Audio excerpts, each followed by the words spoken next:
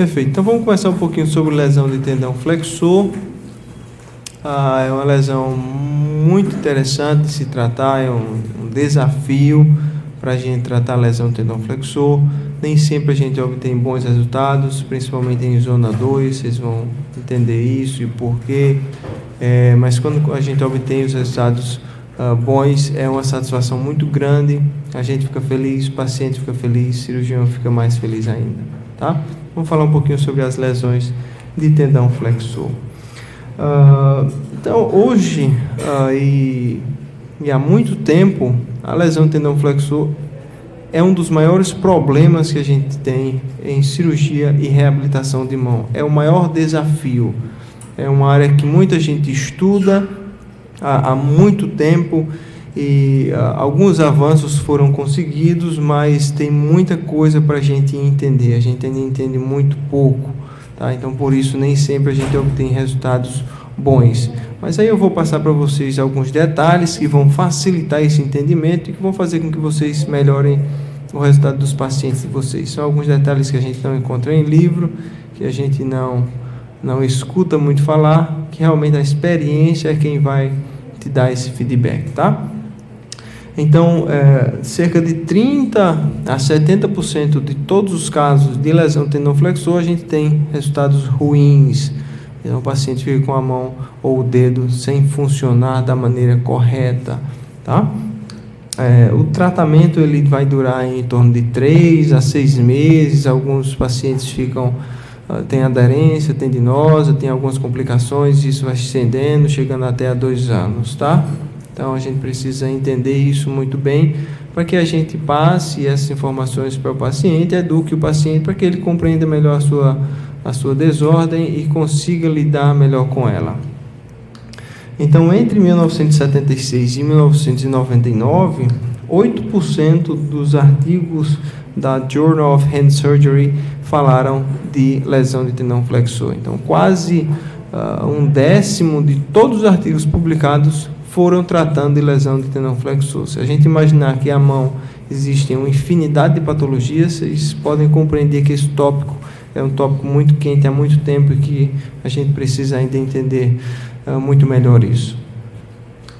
Existem inúmeros protocolos de reabilitação e nenhum deles ainda tem se mostrado melhor que o outro. A evidência, quando a gente vai buscar lá a evidência científica, se o protocolo de imobilização ativa é melhor que o protocolo de imobilização passiva, a gente não vê muita coisa na literatura. A literatura fala que os dois são semelhantes em relação aos resultados encontrados após utilização desses protocolos. Mas a nossa prática clínica fala uma coisa totalmente diferente. Quando a gente tem um cirurgião que realiza a técnica correta, de maneira correta, que a gente consegue mobilizar esse tendão de forma bem precoce, um pouquinho mais ativa, a gente consegue os melhores resultados. Infelizmente, para você chegar nesse protocolo de mobilização ativa, que a gente vai falar lá na frente, você tem que começar do comecinho, você tem que começar do protocolo de mobilização passiva, até você ganhar experiência, ganhar confiança, para poder você passar para esse protocolo de mobilização ativa. É uma curva de aprendizado. Se você for direto no de mobilização ativa, pelo menos hoje, com o conhecimento que a gente tem, os resultados são piores, você tem um índice de ruptura muito grande. Então, é entender melhor esse tendão, ver como ele funciona, começar mobilizando precoce, mais passivamente. Quando você for ganhando confiança, você vai migrando para esse protocolo. É como o cirurgião. O cirurgião nunca começa o seu treinamento fazendo artroscopia. Se ele começar, ele tem uma taxa de insucesso muito grande. Ele começa fazendo a cirurgia aberta, ele abre lá, vê todas as estruturas anatômicas, aprende sobre aquilo e aos poucos ele vai migrando para a artroscopia. Mesma coisa é a gente no tendão flexor. Ele começa tratando de forma passiva, entende melhor como esse tendão se comporta, entende melhor como o paciente se comporta, vai mobilizando de forma ativa, precoce, aos poucos, até a gente tomar confiança e mobilizar esse paciente de forma ativa. Vocês vão entender isso mais na frente muito bem o que é que eu estou falando. Só que a experiência clínica, ela, como eu falei, faz uma diferença tremenda, tá? E eu vou passar tudo o que eu sei sobre tendão flexor para vocês hoje. Então, o que é que nós vamos estudar? A parte de anatomia, que é extremamente importante a gente entender como que se coloca a anatomia do tendão flexor no dedo, no punho e no antebraço de uma forma geral. Entender um pouquinho sobre a nutrição do tendão, que é extremamente importante, os diferentes mecanismos de lesões e as suas correlações, as suas consequências com o nosso protocolo de reabilitação, o diagnóstico, como é feito, as diferentes técnicas de reparo, cicatrização, reabilitação, as complicações. A gente precisa entender para a gente saber o que é que está acontecendo e identificar isso o mais rápido possível, mandar para o cirurgião tentar resolver, e também falar um pouquinho da minha experiência, passar alguns casinhos para vocês. Então, primeiramente, na parte de anatomia, a gente já viu lá na nossa aula online, a gente tem aqui os tendões flexores superficiais, que tem a função de fletir a interfalangiana proximal dos dedos, tá? Ele não flete a distal, só flete a proximal. Ele tem origem lá no epicôndilo medial e no rádio, na sua superfície um pouco mais proximal, tá? Os flexores profundos, eles vão se inserir lá na base da falange distal. Ele tem a função primária de fletir a interfalangiana distal, ele flete a pontinha do dedo, e a função secundária de auxiliar na flexão da interfalangiana proximal, tá?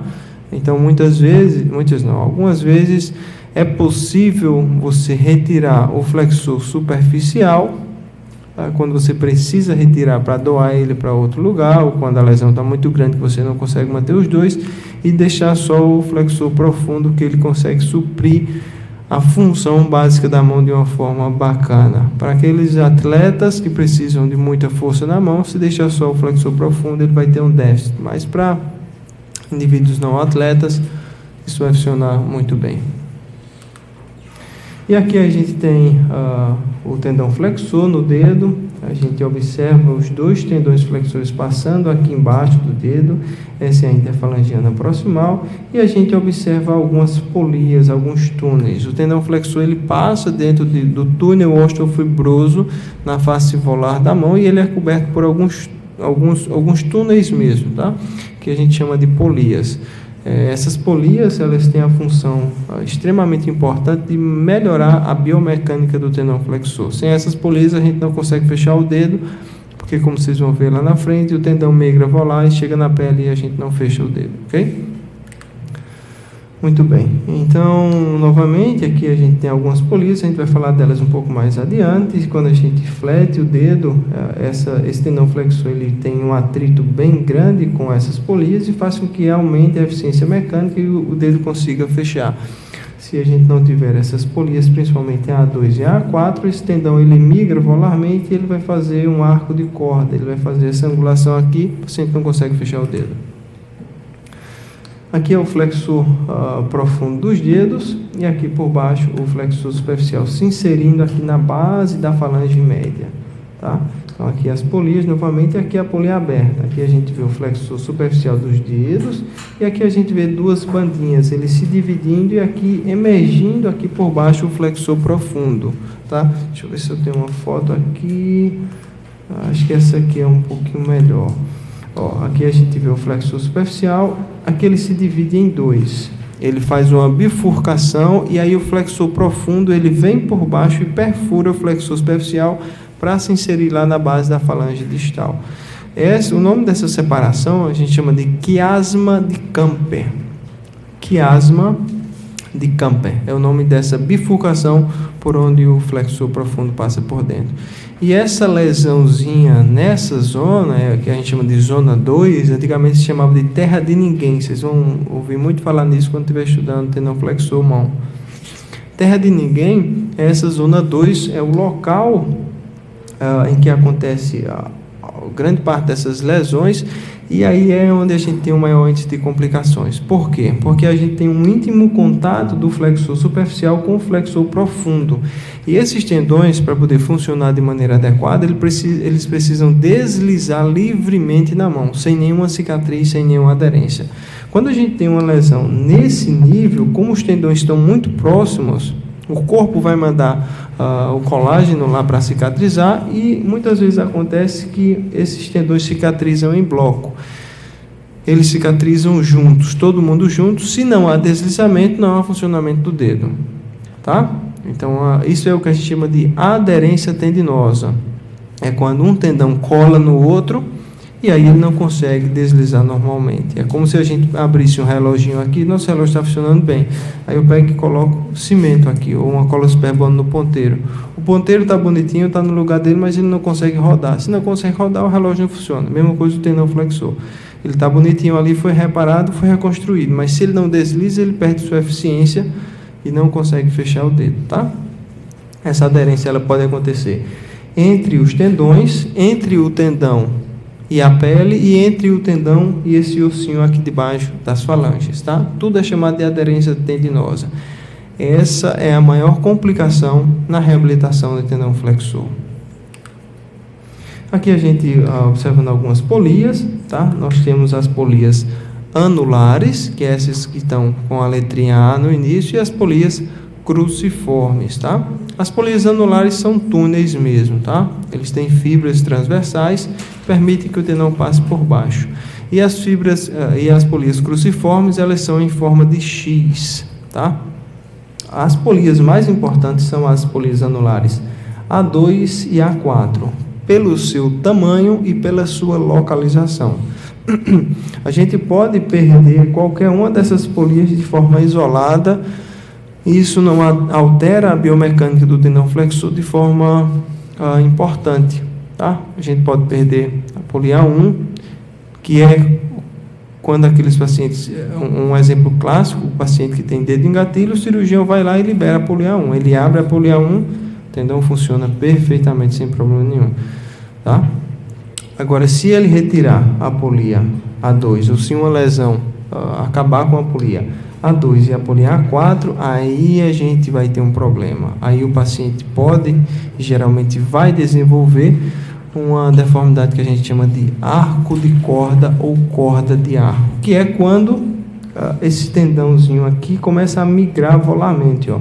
Ele não tem mais o túnel para segurar ele próximo da falange, e aí ele começa a migrar volarmente. A gente vê isso aqui na mão do paciente, a gente vê uma corda no meio quando ele tenta fechar os dedos, tá? Porque não há aquela polia que mantém o dedo embaixo para aumentar a eficiência mecânica.